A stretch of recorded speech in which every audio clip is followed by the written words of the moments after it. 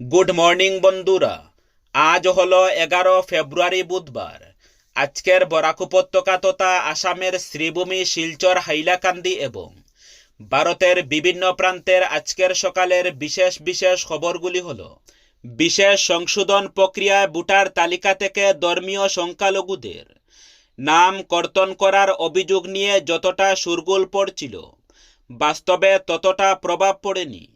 তাই চূড়ান্ত ভোটার তালিকায় গোটা রাজ্যে বাদ পড়েছে মাত্র 2.43 লক্ষ লোকের নাম, যার অধিকাংশই মৃত, স্থানান্তরিত এবং একাধিক স্থানে নাম থাকা ভোটার। তবে চূড়ান্ত ভোটার তালিকায় কোনো অসঙ্গতি থাকলে আগামী 15 দিনের মধ্যে অভিযোগ জানানো যাবে জেলায়ুক্তের কাছে। মঙ্গলবার 26-এর চূড়ান্ত ভোটার তালিকা প্রকাশ করেছে রাজ্য নির্বাচন দফতর। চূড়ান্ত ভোটার তালিকায় দেখা গেছে খসড়া থেকে বাদ পড়েছেন মাত্র 0.97% ভোটারের নাম। চূড়ান্ত তালিকা অনুযায়ী রাজ্যে মোট ভোটারের সংখ্যা 2,49,58,139। গত 27 ডিসেম্বর প্রকাশিত খসড়া তালিকায় ভোটারের সংখ্যা ছিল 2,52,01,628। সংশোধনের পর ভোটার তালিকা থেকে মোট 2,43,885 জনের নাম বাদ পড়েছে। বহুচর্চিত বিশেষ সংশোধন প্রক্রিয়ার মাধ্যমে তৈরি করা ভোটার তালিকা কাছাড় জেলায়ও আনুষ্ঠানিকভাবে প্রকাশ করা হলো। বিশেষ সংশোধনীর মাধ্যমে কাছাড় জেলায় ভোটারের সংখ্যা দাঁড়িয়েছে 13,81,903 জন। কাছাড়ের জনসংখ্যা 22,62,117 জন। জেলায় ডি ভোটার হিসাবে শনাক্ত করা হয়েছে 3,283 জনকে। ভারতের নির্বাচন কমিশনের নির্দেশে সম্পন্ন বিশেষ সংশোধন প্রক্রিয়ার পর কাছাড় প্রশাসন জেলার অধীন 7 বিধানসভা কেন্দ্রের জন্য চূড়ান্ত ভোটার তালিকা প্রকাশ করেছে। এদিন জেলাশাসক কার্যালয়ে আনুষ্ঠানিকভাবে প্রকাশ করা হয়। লক্ষ্মীপুর, উদারবন, কাটলিছড়া, বড়খলা, শিলচর, সুনাই এবং তফসিলি সংরক্ষিত দলাই বিধানসভা কেন্দ্রের চূড়ান্ত সচিত্র ভোটার তালিকা। এতে দেখা গেছে কাছাড় জেলায় 13,81,903 জন ভোটারের মধ্যে পুরুষ ভোটার 6,91,607 জন এবং মহিলা ভোটার 6,90,283 জন। বিশেষ সংশোধনের পর আজ প্রকাশিত চূড়ান্ত ভোটার তালিকায় 33,534 জনের নাম কর্তন করা হয়েছে। হাইলাকান্দি জেলার 2টি বিধানসভা কেন্দ্র 121 হাইলাকান্দি এবং 122 আলগাপুর কাটলিছড়ার চূড়ান্ত ভোটার তালিকা প্রকাশ করা হয়েছে। 2026 সালের 1 জানুয়ারিকে ভিত্তি করে এই তালিকা প্রণয়ন করা হয়েছে। হাইলাকান্দিতে বিভিন্ন রাজনৈতিক দলের কর্মকর্তা এবং সংবাদ মাধ্যমের প্রতিনিধিদের উপস্থিতিতে অনুষ্ঠিত এক সভায় এই তালিকা প্রকাশ করেন জেলা নির্বাচনী আধিকারিক তথা জেলায়ুক্ত অভিষেক জৈন। এতে জেলার 2টি বিধানসভা কেন্দ্রে ভোটার রয়েছেন 4,96,962 জন। এর মধ্যে 121 হাইলাকান্দিতে মোট ভোটার 2,20,061 জন। পুরুষ ভোটার 1,12,704 জন। মহিলা ভোটার 1,07,357 জন। 122 আলগাপুর কাটলিছড়া বিধানসভা কেন্দ্রে মোট ভোটার 2,76,901 জন। এর মধ্যে পুরুষ ভোটার 1,44,957 জন। মহিলা ভোটার 1,31,942 জন। তৃতীয় লিঙ্গ ভোটার রয়েছেন 2 জন।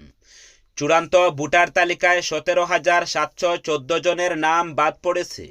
চূড়ান্ত ভোটার তালিকা পাওয়া যাবে নির্বাচনী নিবন্ধন অফিসার LAC 121 হাইলাকান্দি, নির্বাচনী নিবন্ধন অফিসার LAC 122 আলগাপুর কাটলিছড়া। সংশ্লিষ্ট ভোট কেন্দ্রের বিওলদের কাছেও ফটোযুক্ত তালিকা পাওয়া যাবে। অনলাইন সফট কপি উপলব্ধ রয়েছে ছবি ছাড়া। শ্রীভূমি জেলার 4টি বিধানসভা কেন্দ্র নিয়ে মোট ভোটারের সংখ্যা হচ্ছে 9,40,649 জন।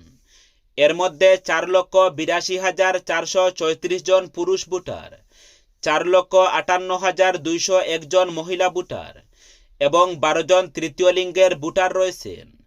জেলা নির্বাচন আধিকারিক প্রদীপ কুমার দ্বিবেদী এক সাংবাদিক সম্মেলনে এই তালিকা প্রকাশ করে আরও জানিয়েছেন, এই বিশেষ সংশোধনী প্রক্রিয়ায় এবছর 6 নম্বর ফর্মের আবেদনের মাধ্যমে 19,961 জন নতুন ভোটারের নাম তালিকায় সন্নিবিষ্ট করা হয়েছে। পাশাপাশি 7 নম্বর ফর্মের আবেদনের মাধ্যমে মৃত ভোটার 2টি স্থানে নাম থাকা ভোটারের নাম কর্তনের আবেদন জানানোর ইত্যাদির পরিপ্রেক্ষিতে 54,397 জন ভোটারের নাম তালিকা থেকে বাদ দেওয়া হয়েছে। এদিকে রাজ্য নির্বাচন বিভাগের সূত্র অনুযায়ী আজ প্রকাশিত চূড়ান্ত ভোটার তালিকা সম্পর্কিত যে কোনো দাবি ও আপত্তি আগামী 15 দিনের মধ্যে সংশ্লিষ্ট জেলা ম্যাজিস্ট্রেটের কাছে দাখিল করা যাবে। এই প্রক্রিয়ায় সন্তুষ্ট না হলে যে কোনো আবেদন রাজ্যের মুখ্য নির্বাচন আধিকারিকের কাছে দাখিল করা যাবে। অসমের সবকটি জেলার আয়ুক্তগণ সংশ্লিষ্ট জেলাসমূহের জন্য চূড়ান্ত ভোটার তালিকা আজ আনুষ্ঠানিকভাবে প্রকাশ করেছেন। মাধ্যমিক পরীক্ষার প্রথম দিনের বাংলা পরীক্ষায় হাইলাকান্দি জেলায় এক পরীক্ষার্থী বহিষ্কৃত। অসৎ উপায় অবলম্বনের অভিযোগে সানারইমইতেই এইচএসসি স্কুল কেন্দ্র থেকে এক পরীক্ষার্থীকে বহিষ্কার করা হয়। অপরদিকে মাধ্যমিক পরীক্ষার প্রথম দিন ধুবড়ী জেলায় নকল করার দায়ে 26 জন পরীক্ষার্থী বহিষ্কৃত হয়েছেন। জেলা শিক্ষাধিকারিক অদিতি শর্মা এ খবর জানিয়েছেন। আজ থেকে কাছাড় জেলার 2026-এর হজযাত্রীদের টিকাকরণ শুরু হবে। কাছাড়ের জেলা প্রশাসন ও জেলার স্বাস্থ্য পরিষেবা বিভাগের যৌথ ব্যবস্থাপনায় এই টিকাকরণ শিবির আয়োজন করা হয়েছে। আজ সুনাই ও বাগাবাজার মসজিদে যে সকল হজযাত্রী প্রশিক্ষণ নিয়েছেন তাদের টিকাকরণ করা হবে সোনাবাড়িঘাট প্রাথমিক স্বাস্থ্য কেন্দ্রে। ওই দিন একই সঙ্গে যে সকল হজযাত্রী কালাইনে প্রশিক্ষণ গ্রহণ করেছেন তাদের টিকা প্রদান করা হবে কালাইন সিএসসিতে। টিকাকরণ শুরু হবে সকাল 10টা থেকে। এদিকে শিলচর, গনিয়ালা মরকজ, বড়যাত্রাপুর এবং বাঁশকান্দিতে যে সকল হজযাত্রী প্রশিক্ষণ নিয়েছেন তাদের টিকাকরণ করা হবে।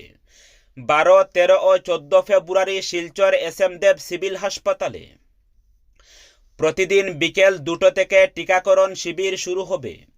জেলা প্রশাসনের হজ শাখার দায়িত্বপ্রাপ্ত অতিরিক্ত জেলা কমিশনার মনোজ্যোতি কুটুম এক বিজ্ঞপ্তিতে হজযাত্রীদের অনুরোধ জানিয়েছেন, টিকাকরণ শিবিরে আসার সময় নিজ নিজ health card, medical screening certificate, blood group report এবং কোভিড-19 ভ্যাকসিনেশন সার্টিফিকেট যেন অবশ্যই সঙ্গে নিয়ে আসেন। নির্ধারিত দিনে টিকা গ্রহণ না করলে অসুবিধার সম্মুখীন হবেন হজযাত্রীরা। কেন্দ্রীয় ট্রেড ইউনিয়ন সমূহ, বিভিন্ন ফেডারেশন এবং সংযুক্ত কিষাণ মোর্চার যৌথ মঞ্চের আহ্বানে আগামী 12 ফেব্রুয়ারি সারা দেশের সঙ্গে কাছাড়েও সর্বাত্মক সাধারণ ধর্মঘটের ডাক দেওয়া হয়েছে। এই ধর্মঘটকে সফল করে তুলতে জেলার বিভিন্ন প্রান্তে প্রচার অভিযান চালাচ্ছে যৌথ মঞ্চ। সোমবার ও মঙ্গলবার শিলচর শহরের বিভিন্ন গুরুত্বপূর্ণ এলাকায় একাধিক পথসভা অনুষ্ঠিত হয়। এসব সভায় বক্তব্য রাখেন বিশিষ্ট শ্রমিক ও কৃষক নেতা সুব্রত নাথ, সুভাষ দেব, রঞ্জন দাস, অজয় রায়, সুপ্রিয় ভট্টাচার্য ও দুলাল মিত্র প্রমুখ। আসন্ন বিধানসভা নির্বাচনের প্রস্তুতির অংশ হিসাবে পশ্চিমবঙ্গ ও অসম সহ 5 রাজ্যকে প্রশাসনিক স্তরে মঙ্গলবার বড় রদবদলের নির্দেশ দিল নির্বাচন কমিশন। ভোটের নির্ঘণ্ট ঘোষণার আগেই সংশ্লিষ্ট রাজ্যগুলির মুখ্য সচিবদের চিঠি পাঠিয়ে জানানো হয়েছে টানা 3 বছর একই জেলায় কর্মরত আধিকারিকদের বাধ্যতামূলকভাবে বদলি করতে হবে। এমনকি নির্বাচনের কাজে যুক্ত আধিকারিকদের কমিশনকে মুচকেলাও দিতে হবে।